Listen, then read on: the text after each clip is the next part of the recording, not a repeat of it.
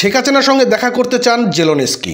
তাহলে কি রাশিয়ার সঙ্গে বাংলাদেশের সম্পর্ক নষ্ট হতে যাচ্ছে নাকি সম্পর্ক মজবুত হতে যাচ্ছে, সেটি থাকবে আজকে আমাদের এই নিউজের একটি আলোচনায়। আপনারা জানেন যে জার্মানির মিউনিখে নিরাপত্তা সম্মেলনের এক ফাঁকে বাংলাদেশের প্রধানমন্ত্রী শেখ হাসিনার সঙ্গে ইউক্রেনের প্রেসিডেন্ট জেলেনস্কি দেখা করার জন্য অনুমতি চেয়েছে এবং বাংলাদেশের প্রধানমন্ত্রী সেই অনুমতি অ্যাকসেপ্ট করেছেন এবং জেলেনস্কির সঙ্গে বৈঠকে বসবেন বাংলাদেশের প্রধানমন্ত্রী শেখ হাসিনা। এই বিষয়ে বাংলাদেশে যিনি নিযুক্ত রাষ্ট্রদূত রয়েছেন, অর্থাৎ রাশিয়ার রাষ্ট্রদূত রয়েছেন, তিনি জানিয়েছেন যে এতে বাংলাদেশের উপর কোনো ধরনের প্রভাব পড়বে না। আপনারা জানেন যে বাংলাদেশের 1971 সাল থেকে এখনও পর্যন্ত স্বাধীনতার স্বীকৃতি থেকে শুরু করে বাংলাদেশের যত ধরনের উন্নয়ন রয়েছে সব কিছুর পিছনে রাশিয়ার কিন্তু একটি হাত রয়েছে।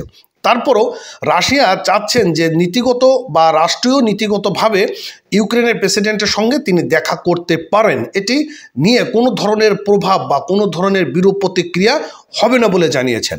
তো আজকের আমরা এই নিউজটি জানতে পারবো বাংলা ট্রিবিউন একটি নিউজ পোর্টাল থেকে। তো চলুন আমরা নিউজটি একটু এক ফাঁকে জেনে আসি। আর নতুন হলে পেজটি ফলো করবেন, চ্যানেলটি সাবস্ক্রাইব করবেন।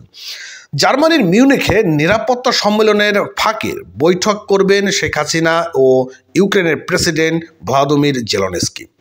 এই বৈঠকের কারণে রাশিয়ার সঙ্গে বাংলাদেশের সম্পর্কের কোনো ধরনের প্রভাব পড়বে না বলে জানিয়েছেন ঢাকায় নিযুক্ত রাশিয়ান রাষ্ট্রদূত।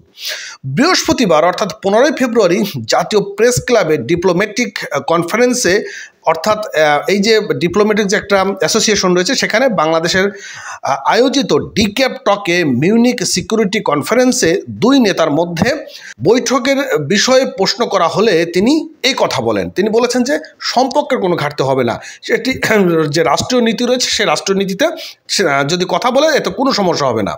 এবং রাষ্ট্রদূত বলেন যে বাংলাদেশ সবার সঙ্গে বন্ধুত্ব, কারোর সঙ্গে বৈরতা নয়, নীতি অনুসরণ করে এবং আমরা এটিকে স্বাগত জানাই। এবং তিনি যদি সরকার যদি নীতিগত অনুসরণ করে ইউক্রেনের প্রেসিডেন্টের সঙ্গে দেখা করেন তাহলে এতে কোনো ধরনের ইফেক্ট পড়বে না।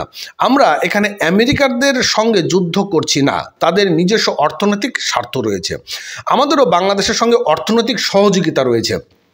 এখানে কথার কিছু ব্যাপার রয়েছে। তিনি কি বলেছেন যে আমেরিকা হচ্ছিল তারা যুদ্ধ করছেন আমেরিকার সঙ্গে, কিন্তু আমেরিকার সঙ্গে বাংলাদেশের যে একটা সম্পর্ক সেটা রয়েছে কিন্তু অর্থনৈতিক সম্পর্ক, আর বাংলাদেশের সঙ্গে সম্পর্ক হলো মানে আন্তরিক সম্পর্ক, তিনি এখানে বলেছেন। এবং আমরা আশা করি ওই বৈঠকের পর কোনো ধরনের প্রভাব পড়বে না কোনো সম্পর্কে।